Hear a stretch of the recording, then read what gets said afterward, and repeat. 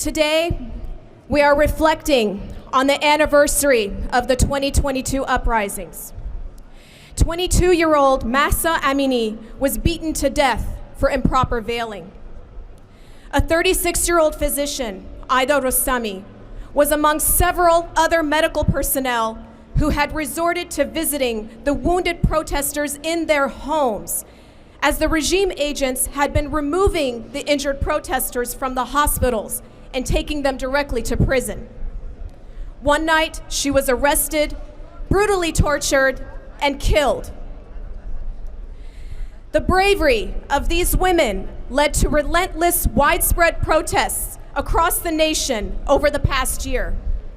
Iran's history is marked with many waves of protests, both pre- and post-revolution, with each new wave of protests bringing on a new level of outrage.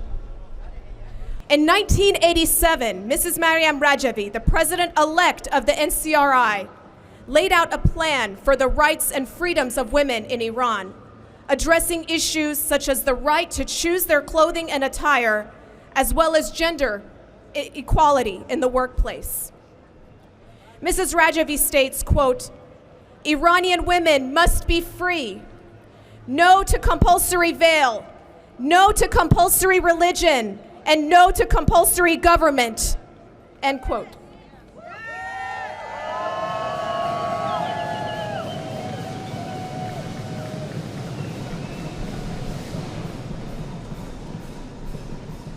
Certainly, the issue of the hijab goes beyond just about women choosing the way they dress.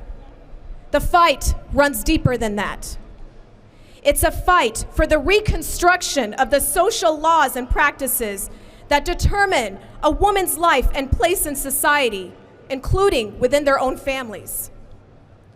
With regard to gender inequality in the workplace, according to this year's latest Global Gender Gap report, Iran under this clerical regime ranks 143 among 146 countries. As Mrs. Ebrahim Raisi emphasizes in Article 7 for the Plan for Women's Rights and Freedoms, she envisions equal pay for equal work, prohibition of discrimination in hiring and during employment, equal access to various privileges, enjoyment of child and marital benefits and unemployment insurance. Women's representation in the government is abysmal. Only 6% of parliament seats are occupied by women, and women are effectively barred from running for president. Similarly, women are underrepresented in companies' leadership roles. This is the grim reality for women in Iran. With the ruling of the Tehran Court of Appeals, a female emergency medicine physician who examined 200 patients a day during the pandemic was banned from practicing medicine due to her husband's complaint. Married women who want to take the dental residency exam are required to obtain their husband's consent.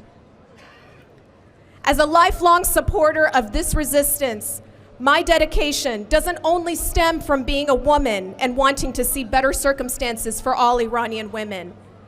My involvement in this cause is rooted in the hope that one day the Iranian people will have the chance to determine their own destiny, free from oppression and tyranny. I recognize the importance of women in leadership.